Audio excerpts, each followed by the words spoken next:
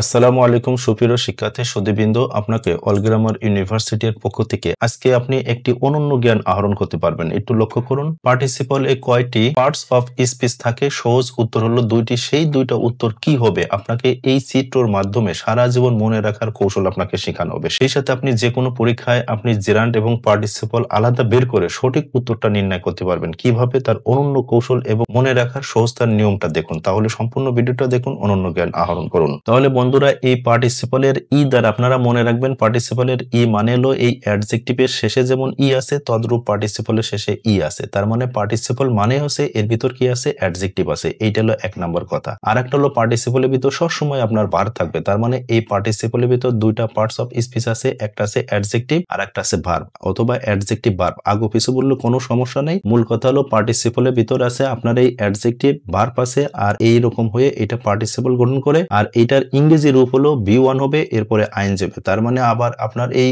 Verb হবে অথবা adjective হয়ে পার্টিসিপল হবে, আর পার্টিসিপল মানে হলো বি1 হবে, এরপরে আইএনজি হবে। তাহলে এই শব্দটি গঠনটা হলো পার্টিসিপল। এবার লক্ষ্য করুন, এই পার্টিসিপল তার মানে বি1 প্লাস আইএনজি হয়ে যে চিনার উপায় আছে, এর এক অনন্য কৌশল আমি এখানে সহজভাবে বোঝাবো বাংলা এবং ইংরেজি মিলায়। খুব লক্ষ্য করবেন। তাহলে এই যে দেখছেন বিশেষণ, বিশেষণের পর কি থাকে? বাংলাতে পদ, বিশেষ্য পদ থাকে। তার মানে এই বিশেষ্য পদের আগে থাকবে বিশেষণ, আর এই বিশেষণকে ইংরেজিতে বলা হয় অ্যাডজেক্টিভ, আর এই বিশেষ্যকে ইংরেজিতে বলা হয় নাউন। তাহলে লক্ষ্য করুন, এখানে she is a very beautiful girl. তাহলে এই শব্দের শেষে যে গার্ল আছে, এই গার্ল শব্দটি আপনার 100% নাউন, আর এই নাউনের আগে যেটা আছে এটা 100% অ্যাডজেক্টিভ বিশেষণ। তাহলে এইটা আশা করি ইজি ভাবে বুঝছেন। এবার লক্ষ্য করুন, এই বাংলা এই নিয়মে এবং ইংরেজি এই বসার নিয়মে, এই নিয়মে আপনাকে পার্টিসিপল একদম ইজি করে দিয়েছে। এবার লক্ষ্য করুন, তাহলে আপনারা তো সকলে জানেন এই মাইটা হলো পুরো নাউন আর এই পেনটা হলো কি নাউন। তাহলে এই যে এখানে ঘটনা হয়েছে মাই পেন, তাহলে এই মাইটা শব্দটি কি 100% পুরো নাউন? আসলে না, পুরো নাউন না। কি কথা হবে সেই কথাটা আমি এখানে সুন্দর করে ব্যাখ্যা করছি। তার মূল কথা হচ্ছে,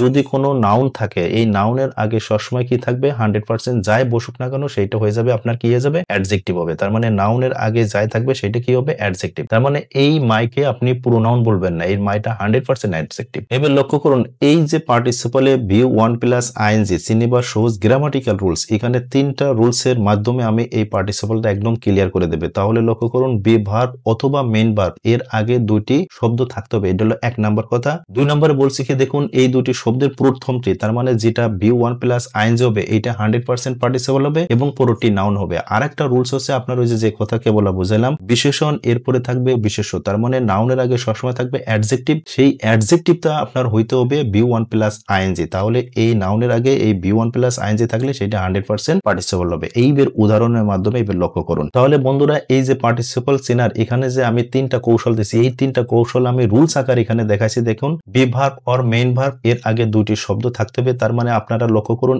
এই যে ইসটা আছে কি একটা বি ভার্ব, এর আগে কয়টা শব্দ আছে? দুইটা শব্দ আছে। এটা হলো এক নাম্বার। আবার রুলস 2 এ বলা হয়েছে, দেখুন এই দুটি শব্দের প্রথমটি তার মানে যার যেটা বি1 প্লাস আইএনজি আছে এটা হবে পার্টিসিপল এবং পরেরটি হবে নাউন। তাহলে বন্ধুরা, এই যে 1 এবং 2 এর যে রুলস বলা হয়েছে সেই রুলস অনুসারে এবার লক্ষ্য করুন, এই ইসটা হলো বি ভার্ব, বি ভার্বের আগে কয়টা শব্দ আছে? এই একটা ওয়াটার আর এলো রানিং একটা। তাহলে এই যে ওয়াটারের আগে এই যে বি1 হয়ে আইএনজি যুক্ত হয়েছে, তার মানে এই রানিং শব্দটি 100% পার্টিসিপল আর এই ওয়াটার শব্দটি নাউন। তদ্রূপ এখানে লক্ষ্য করুন, এই যে লুক হলো মূল ভার্ব, মানে এই মেইন ভার্ব। মেইন ভার্বের আগে কয়টা ওয়ার্ড আছে? একটা হলো স্টার আছে আর একটা আছে দা সাইনিং আছে। তার মানে এই নাউনের আগে, তার মানে এই মূল ভার্বের আগে যেটা আছে এইটা শব্দটি নাউন, আর এর আগে যে বি1 এ আইএনজি যুক্ত হয়েছে এই সাইনিং শব্দটি 100% পার্টিসিপল। তদ্রূপ এখানে দেখুন, এই যে গ্যাদার্স এইটা হলো মেইন ভার্ব, মেইন ভার্বের আগে একটা শব্দ আছে, একটা শব্দ আছে, কিন্তু এই শব্দের আগে এই যে আপনার শেষে আইএনজি যুক্ত হয়ে আছে রোলিং, তাহলে রোলিং শব্দটি 100% আপনার পার্টিসিপল। আর এখানে ব্যাখ্যা দেয়া আছে, দেখুন এই স্টোন হচ্ছে নাউন, নাউনের আগে কি বসে? অ্যাডজেক্টিভ বসে, আর তাই এটি ভার্ব হইছে, রোলিং হলো পার্টিসিপল, আর এই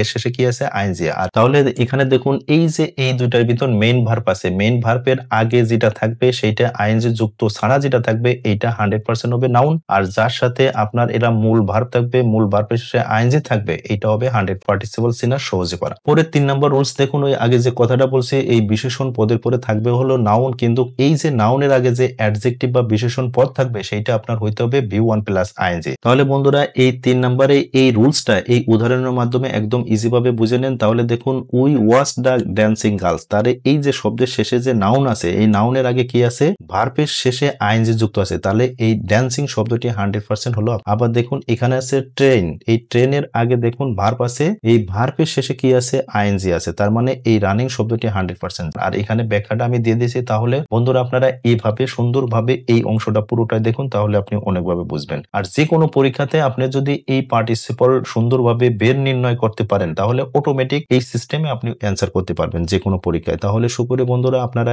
এই অল গ্রামার ইউনিভার্সিটির পক্ষ থেকে এই পার্টিসিপল চিনার অনন্য কৌশলটা আপনারা কিভাবে বুঝলেন, দয়া করে এই বিষয়ে আপনারা একটু কমেন্ট করে জানান। আর বন্ধুরা এই জ্ঞানমূলক ভিডিওটা আপনি দয়া করে শেয়ার করে দেন। আপনার শেয়ারের মাধ্যমে যেন আরেকজন এই অমূল্য জ্ঞানটা অর্জন করতে পারে সহজভাবে, সেই প্রত্যাশা আপনাদের কাছে বারেবার। আর বন্ধুরা যারা আমাদের এই ইউটিউব চ্যানেল থেকে দেখছেন, দয়া করে আমাদের এই অল গ্রামার ইউনিভার্সিটি চ্যানেলটি সাবস্ক্রাইব এবং অল বাটন প্রেস করে রাখুন। আর যারা ফেসবুক পেজ থেকে দেখছেন, দয়া করে আমাদের এই পেজটি লাইক ফলো শেয়ার করে আমাদের সাথেই থাকুন। আপনার উত্তর জ্ঞান সমৃদ্ধ হোক, সেই প্রত্যাশা রেখেই শেষ করছি। আপনারা সুস্থ ভালো থাকুন। আল্লাহ হাফেজ।